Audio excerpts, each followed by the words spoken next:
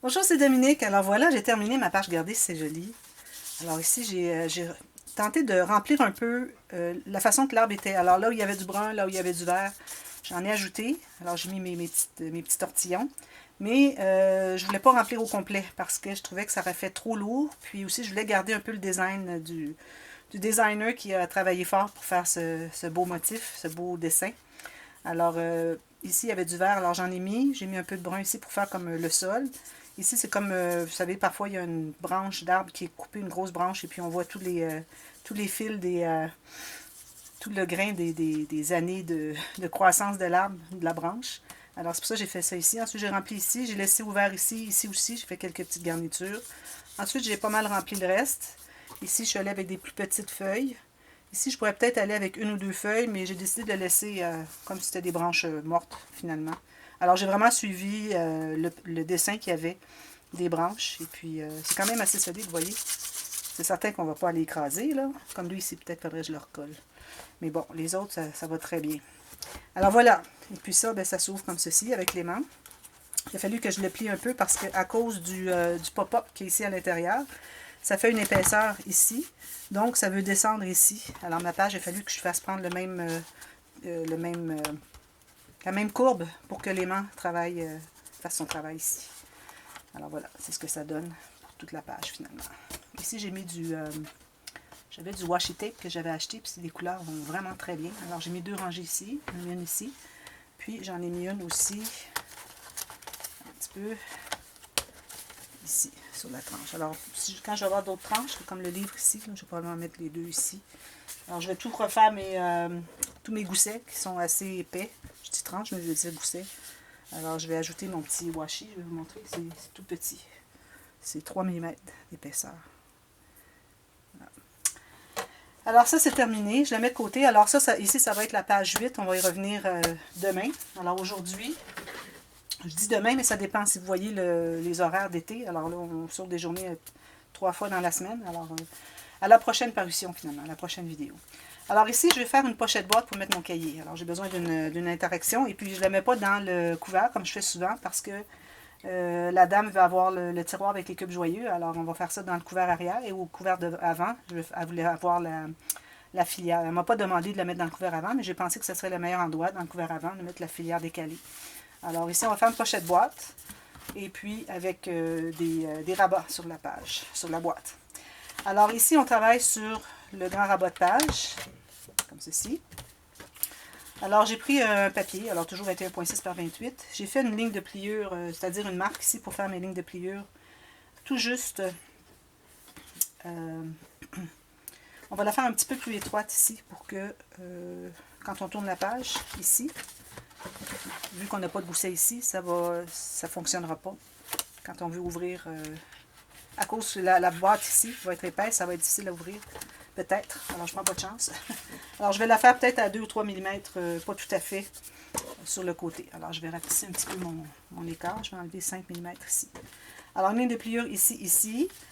Ensuite, on va déterminer, premièrement, il faut déterminer quelle largeur on va faire la boîte. Alors, moi, ici, je crois que je vais faire 6 mm. Alors, je vais avoir un petit gousset de 6 mm côté de la couture. Justement là, finalement, à peu près, ici. Il va rester une couture chaque côté. Ensuite, la hauteur, on doit déterminer la hauteur dont on a besoin, plus la couture et le 6 mm en bas. Alors, je vais me faire une ligne de pliure ici. Et puis, la hauteur, moi, je recommande au moins le tiers, sinon la moitié de la hauteur du cahier que vous avez. Alors, pour que ça fasse quand même des rabats intéressants, je vais peut-être aller à ceci, qui est 8 cm. Alors, je vais faire mes lignes de pliure. Alors, c'est la technique de la pochette boîte, très simple. Alors, il y a souvent des vidéos que j'ai fait avec ça. Ici, 6 mm. Ici, ma première marque, ensuite 6 mm. En bas, je me fais une marque jusqu'au bout, plus 6 mm encore. Alors, on doit toujours avoir les goussets de la même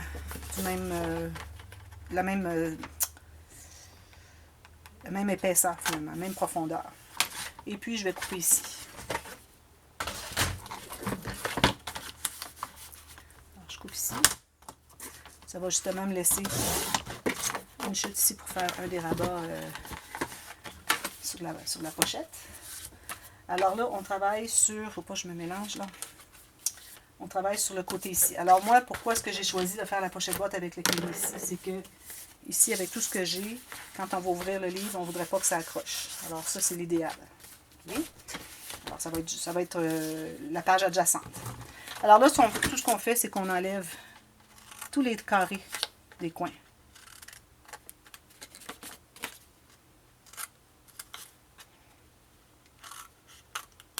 Ici, j'ai beaucoup de couture. Ce n'est pas nécessaire d'en avoir autant, mais je vais le laisser. Mais je vais au moins un peu biseauter ici. Je vais m'assurer de vraiment couper en haut du pli. Alors, j'ai biseauté un tout petit peu. Ça va aider à plier tout ça. Même chose ici.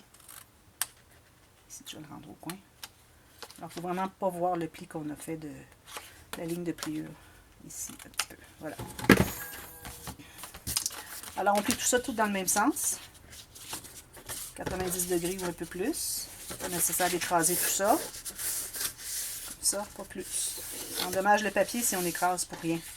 Alors là, moi, je mets toujours mes rabats des côtés en premier, quand je colle. Parce que quand on arrive pour entrer quelque chose à l'intérieur, ça ne bute pas, ça continue tout droit ici.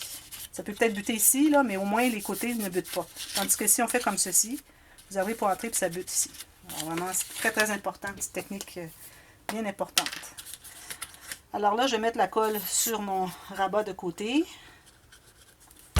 Et là, c'est important de garder votre coin ici, 90 degrés, bien fermé. Ici, bien 90 degrés et ici aussi. Alors, c'est important de le tenir plus loin. Parce que si vous ne tenez que ici, et puis que vous arrivez pour faire l'autre, ça va faire une bosse ici. Vous n'aurez jamais une boîte bien droite, bien propre. Alors, ce qu'on doit faire, c'est vraiment tenir au moins le centre. Et puis, s'assurer qu'on a 90 degrés et puis tenir ici. Alors, je vais le tenir un moment pour qu'il se fixe un peu. Puis ensuite, je vais aller presser avec mon plioir dessous. Alors, c'est important de donner le temps un peu de coller un peu avant qu'on lâche parce que sinon, il faut tout recommencer. Voilà. Je fais la même chose de l'autre côté. La colle ici.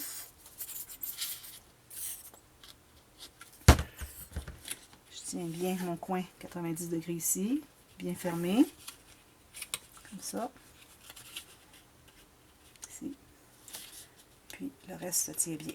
Alors ici aussi 90 degrés, alors ne l'ayez pas ni comme ça, vraiment bien 90 degrés, perpendiculaire à la table. Alors, je vais le tenir un peu, mon coin est correct. Parfois on oublie de vérifier si le coin ici est bien fermé. Je vais tenir un petit bout. Ensuite, je vais mettre mon plioir dessous et presser. N'importe quoi vous avez de à peu près 5 mm d'épais.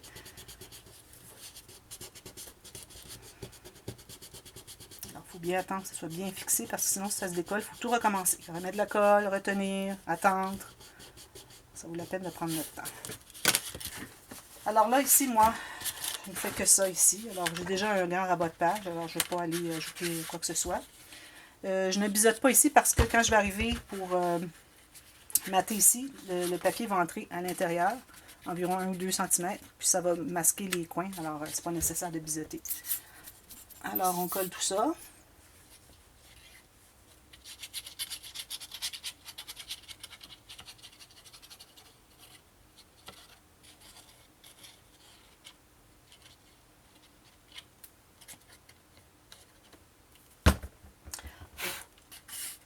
Alors moi, je vais me laisser environ 3-4 mm en bas pour faire une petite incrustation. J'aime bien me garder une bordure. Puis, assurez-vous que vos côtés ici soient bien 90 degrés aussi, perpendiculaire à la table. Pas qu'ils soient trop à l'intérieur. Assurez-vous d'être bien droit en bas. Je vais tenir ça un petit bout, puis ensuite je vais aller presser avec mon plioir. Sûr que c'est bien droit. Ici, j'ai gardé environ 2 mm, comme je disais, pour éviter que quand on ouvre la page, que ça soit un problème. Mais je pense que ça va bien aller.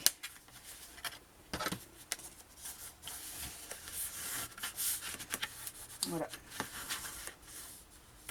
Et puis, c'est important de bien presser au fond, ici, derrière. Puis d'aller vérifier si c'est bien pressé, parce que si c'est pas bien collé, que vous avez une bosse, quand vous allez arriver pour entrer votre cahier ici, ça va buter sur la bosse. Puis quand vous allez mater, si vous voulez, vous pouvez même mettre un papier à l'intérieur jusqu'à la couture, couvrir la couture à l'intérieur, puis ensuite votre papier design. Alors à ce moment-là, tout va bien glisser jusqu'au fond. Moi, c'est ce que je vais faire. Un papier uni qui va entrer à l'intérieur jusqu'à environ 4 mm ou 5 mm du fond. Puis ensuite, mon papier design. Alors, ça va glisser dans ce sens-ci. Il va être parfait. Alors là, ça, c'est des instructions de matage pour celui-là. Ici, il ne faut pas oublier, alors moi, je vais me faire des rabats. Alors, vous pouvez le faire à pleine longueur ou pas, comme vous voulez. Alors, moi, je vais me garder environ 2 mm moins large que le dessus de ma pochette. Je me fais une marque ici. Et puis, une couture, tout simplement. C'est pas nécessaire de faire un gousset. Puis, la hauteur, la même, idéalement. L'intérieur va être maté de papier uni parce que sinon, je vais manquer de papier design pour des endroits importants. Alors, ici, je vais faire ma ligne de pliure. Je vais la faire tout de suite, tout le temps.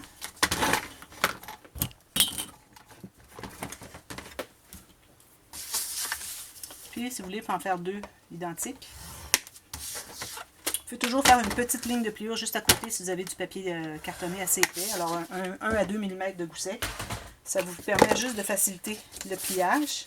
Puis ensuite, vous pressez avec votre plioir pour bien accentuer les deux angles de 90 degrés de chaque côté. Ici, c'est certain qu'on doit biseauter les deux, ici et ici. Je vais arrondir les coins, mais après, je trouve que c'est plus facile à coller droit quand les coins ne sont pas arrondis. Je vais le mettre ici. Bien droit. Alors, droit ici et droit ici. C'est parfait, c'est facile. Si vous êtes droit ici, vous êtes droit ici, tout est parfait.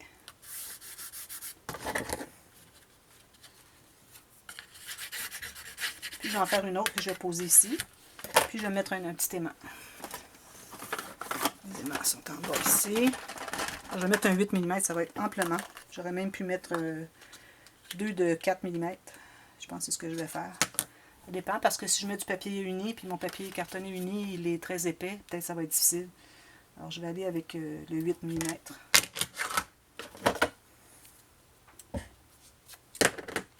Alors je vais le mettre tout de suite ici, mais je vais le mettre sur le rabat le deuxième rabat que je vais faire ici pour le deuxième aimant. Là, je cherche mon pic. Alors j'ai placé à plus que 5 mm du bord. Alors, c'est facile. Vu que ce sont des choses comme ceci, qui se croisent beaucoup, alors on peut se permettre d'aller à 1 cm du bord.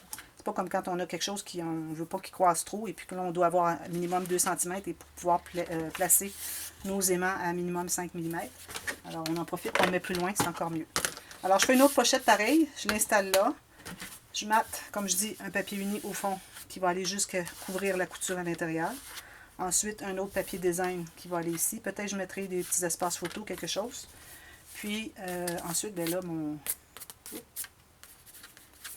ici, mon cahier va rentrer facilement à l'intérieur. Puis, on va avoir les deux rabats ici. Pour des espaces photo, journaling, ce qu'on voudra. Alors voilà, c'est juste ça. Alors, je vous reviens demain et puis on va faire la page 10 à 13 faces. Alors, sur la dernière page qui nous reste ici.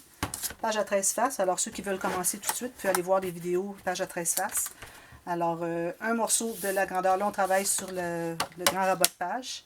Alors, la grandeur de la hauteur de votre rabat, vous avez tout votre morceau complet. Alors, si vous avez 28 cm, vous l'avez le 28. Si vous avez 30, tant mieux. Parce que moi, ce qui va rester après avoir calculé la couture et un gousset d'environ 4 mm, ce qui va rester au bout, je vais le plier.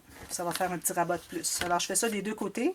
Puis ensuite, j'en fais un autre. La largeur de ça ici, qui rabat ici et qui rabat ici. Mais là, je n'ajouterai pas d'autres rabats pliés parce que ça va faire trop épais. Et puis ensuite, peut-être que j'ajouterai deux autres petites cartes à l'intérieur avec du papier uni sur l'intérieur. Alors, je fais ça avec vous demain. Ceux qui veulent commencer, vous pouvez déjà commencer à calculer vos papiers. Puis, il me reste juste à calculer les goussets. Alors, je vous dirai. Ici, je vais probablement avoir 4 mm. Ici aussi. Ici, je vais avoir 3. Puis, à l'intérieur, les deux petits n'auront pas de gousset. Puis, il y aura des espaces photos partout. Incrustation, c'est ce que je vais faire. J'en ai pas fait beaucoup à date dans l'album, alors c'est ce que je vais faire. Alors, je vous reviens avec ça demain. Ça va être facile, ça va être rapide. Puis ensuite, on va être rendu à faire nos interactions ici. Les pop-up qui vont être pliés ici. Alors là, vous allez pouvoir laisser aller votre imagination. Mais je vais quand même vous donner des instructions pour comment calculer le pli et la grandeur des papiers qu'on plie, à quel endroit est-ce qu'on les colle et tout ça. Alors moi, je vais faire des expériences avant, des tests, parce que je ne l'ai jamais fait. Alors, je veux être capable de vous guider dans le bon sens. Alors, je vais faire des tests pour pouvoir vous donner les bons renseignements. Alors voilà, merci, à demain. Bye bye.